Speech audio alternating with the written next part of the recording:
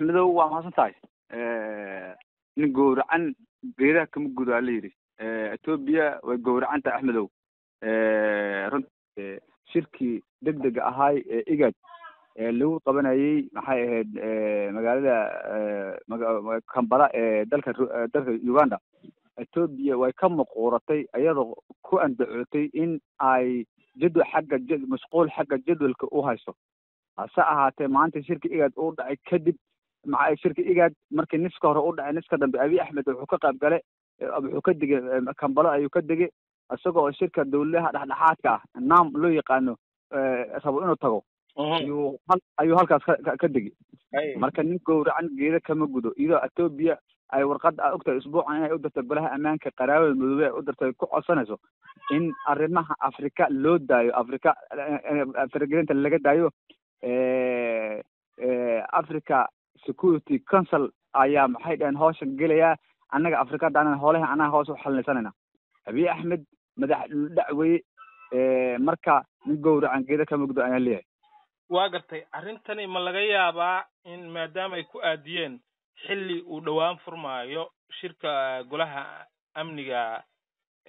qaramada midoobay ee golaha amaanka kana fariisanaya arinta Soomaaliya in at least qodobada ka soo baxaya la qafifiyo oo maartay ay saameyn warqadan ku yeelato Ahmedow ismalihi sababta dawladda Soomaaliya diblomaasiyadda xagga diblomaasiyadda waxay leedahay protocol meel la maray leedahay Ethiopia protocolka la maray may marin qarda jeexay qaade dawladdeena waxay qaaday laamigi protocolka loogu talagalay ayay qaaday markii diblomaasiyan loo hadlo dawladdeena albaab walba way garaacday sidii saxda ahayd u garaacday cid walba ay quseysana way maxay ururaha noqdaan dawladaha saxdaan noqdaan dawladaha caalamiga weyn noqdaan codka fiito wala dhamaan dawladda Soomaaliya way albaabadooda garaacday markii ugu dambeysana golaha amaanka qaraarada midoobay UN Security Council ka warqad u dirtay saameyn kuma yeelan karto oo waxay ugu yeelanayeen shirkan igaad uu dhacay Ethiopia maxay u imaan waasay haddii macnaha masquul uu jiri Abiy Ahmed maxaa shirki subaxi dhacay in imaado uu imaan waaye ama wuxuu soo dir karay وزارة كحيانك وصدر كده أما وصدر كده حتى وزير الدولة أرمها حدود وصدر كده مو يرين أنت بقى سجال كساعة وكدقة شركة مركز ساعة لو قبل حي إيجاد أي كبح ده سجال كساعة وكدقة والوجه هاي يعني تام مقنعد لكن هذا محي لا هاي إيجاد محي وعطسان السام محي سبدلي إيجاد كيسلي كم مقنعد سماه واي كم مقنعد أحمد نجور عن جيرة كم جدول نكن وحور ربع أو يران نكن إنه معناها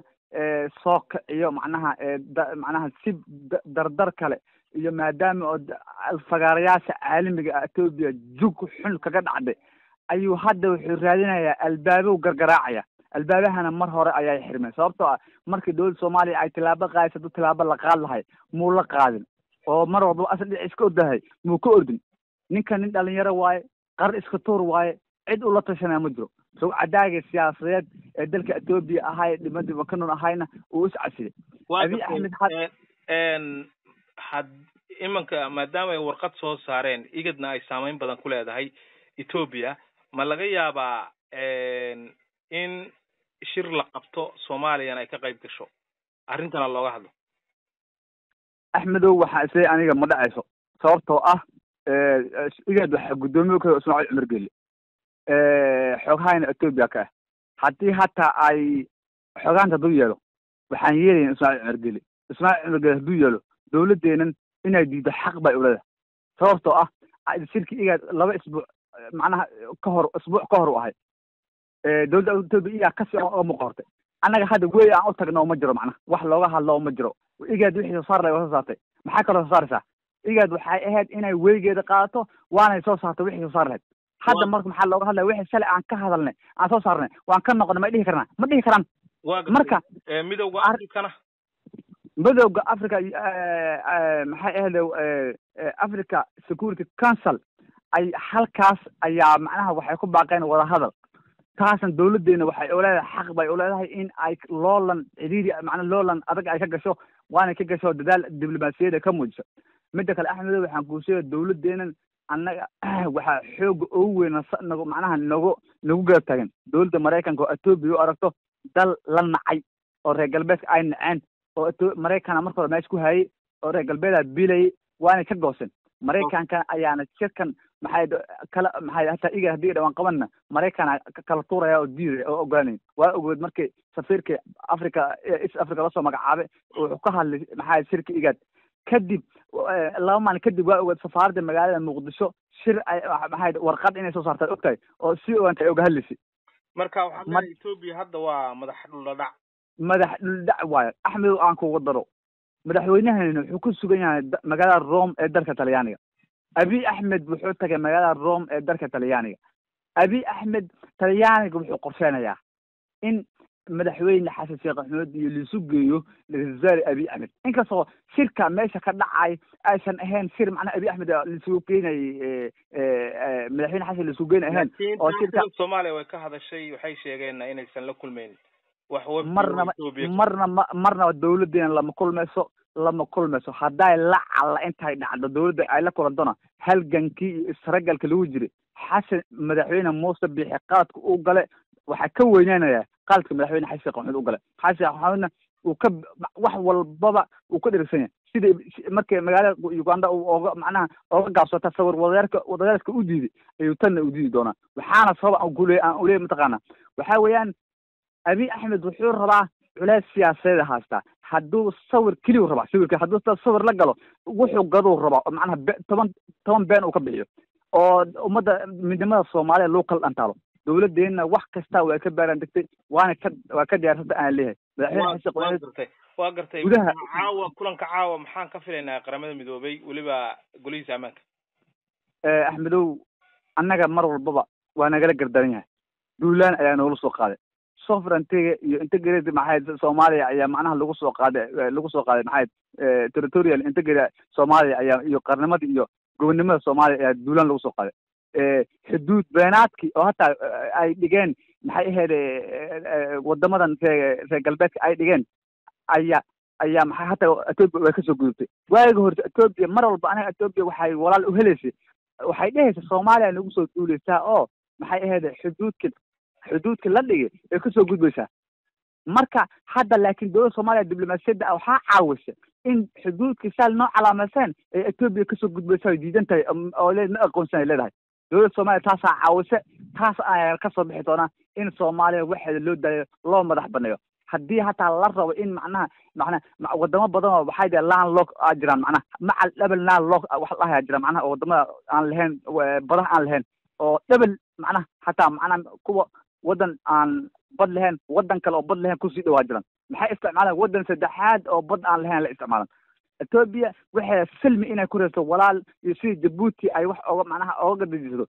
cid u diidan ma jiro wadiiqa xalaal ah wax loo raasida laakiin saldhig access macnaha base military permanent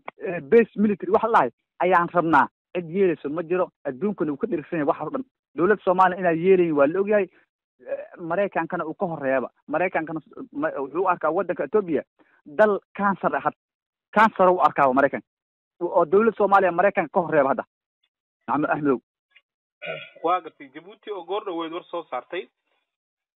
waxay sheegtay xaaladdu inay u eg tahay mid faraha ka sii baxaysa arrintana wada hadal lagu dhameeyo oo la wada hadlo madaxweyne Geelle wuxuu la hadlay madaxweynaha Soomaaliya Abiy Ahmedna way wada hadleen marka maadaama Djibouti qudeeda ay riixayso wada hadal maxay kula tahay arrintaasi culays ma ku noqon kartaa dawladda Soomaaliya culays maya kuma noqonayso macnaha sabab ku sheegaya madaxweyne Xasan Sheekh Maxamuud marka ololaha ku jiray Eritrea wuxuu lahay siyaasadda sidaba ma laha saaxiibtinimo joogta laakiin dan joogta leh wuxuu lahay Djibouti walaalaheena Djibouti da ilaahay walaal looga dhawo walaal Soomaaliyeed ba walaal ugu saasxayeen laakiin wuxuu lahay Eritrea maxay isku nahay Soomaaliyeed inta dul mare ilaahay ma xukmay isbuuca dumay inta dul mare Eritrea ka degtoma Ismaaciil Cumar Geelle hadalkiisa saxba laga soo qaaday wuxuu fiirnaa Ismaaciil Cumar Geelle tikadaas ayaa 120 milyan Ethiopian wax kala degaysa intaas ayuu fiirsanaya inta rasmi ayuu fiirsanaya Abiy baalka ninka Ismaaciil Cumar Geelle Soomaaliland dan kama cid u dan kaleena ma jiro dowladda Soomaaliya madaxweyne xasan sheekh maxamuudna wadiiqo fiican ayuu qaaday toos ayuuna weli oshi maxayd ugu hayaan Ethiopia maxayd jiqay ku tahay Ethiopia madax dhulac waay maxay ahayd albaab kasta uu ka soo xirmay Ismaaciil Cumar Geelle iyo dad meelaha ay juqjuqayso waa ku macnaha way ku qasban tahay oo dhaaqado laakiin waxa isleeyahay arrintan inta badan hore u badatay inta kale anaga israacina caawna waxaan rajeynaa in guul ay ka soo baxdo oo inta macnaha dowladaha aan saaxiibanahay dhan ay ku dhawaaqeen intaas United Nations inta malaa'ig raba waana ku dhawaaqaan waan rajeynaynaa inay ku dhawaaqaan inta wali ay kasi macnaha Ethiopia la dhihi doono waxaan dhowsaa dib loo oo maxay dalkaas waddan madax banaan golaha ammaanka ay ku dhawaaqaan in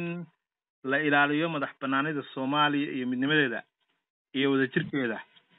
go'aankaasi saameyn nooceeya wadamada Ethiopia ku yeelanaya Axmedow hadda soo ma joogno in golaha ammaanka qaranka madoobay wuxuu isku raaci doonaa taas hadda iga qorbaan wixii kale waxay dhihi doonaa xaalad in la dejiyo halawa macnaha wixii xaaladda xasarad inta la dejiyo wada hadlo laakiin madax banaanida Soomaaliya dhuleed iyo ciraad iyo dhuleed iyo macnaha badeedba waa in macnaha loo madax baneeya faraha looga qaada way dhahayaan waa in suuqadaas way ku qornaan intaas way ku soo qoraan Ethiopia saameynta ku yeelna waxa way Ethiopia meel ay haysato ma jiro cid macnaha wadamada deriska oo dhan South Sudan bisa saaxiib kala tahay cid kale oo saaxiib la Sudan saaxiib la maaha Eritrea saaxiib la maaha Soomaaliya saaxiib la maaha Djibouti Ismaaciil Argelo oo macnaha saaxiibtimo ama dan joogta labaad ka dhaxaysa mooyne cid kale ay wax la leed bujo cid danayaan soo ma jiro Ethiopia cid reer galbeed mees ku hayeen reer galbeed bilayeen wargeys habeen dhaxda Jarmalka uu qoray Axmedow aan ku soo qabay hal saaxiib Imaaraadka waddanka leedo Ethiopia waana Imaaraadka carabta wax walba ku bixinaya halka aan ku qodaro wargeys dalka Jarmalka soo baxay oo leedo weelka leedo waa dib u fiirin kartaa wuxuu yiri waddanka faqriga yiri 120 bilyan geeska Afrika ku yaalo ayaa Afrika carqalad ku wada geeska Afrika carqalad ku wada waxaana wuxuu dhahay facility iyo logistics iyo wax walba bixinaya Imaaraadka carabta oo madaxtooyada Addis Ababa dhise oo airport maxay u dhisay maxay garoomo ku bad u dhisay haddana rabo in uu tikada u dhiso xoogna Ethiopia ay ku qabsato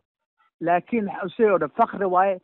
waddankaasna wuxuu ku noolay macnaha wuxuu ku noolay lacagaha reer galbeedka Jarmalka iyo wadamada reer galbeedka lacagaha ku noolay ayagana way ka goosteen haddana meel uu la haysto ma jiro wargeeska dalka Jarmalka ka soo baxa marka cid rabta ma jiro Ethiopia maanta cid isku dhijidaysa ma jiro laakiin waxaan leeyahay golaha ammaan qaranka madoobay guulan ka rajeyna anaka dalkeena mar walba inaan guush ina ka soo baxaan rajeyna insha Allah ta'ala wixii kale oo dheerina waa maxay waa dalkeena inaan difaacno diyaar u insha Allah aad u mahadsantahay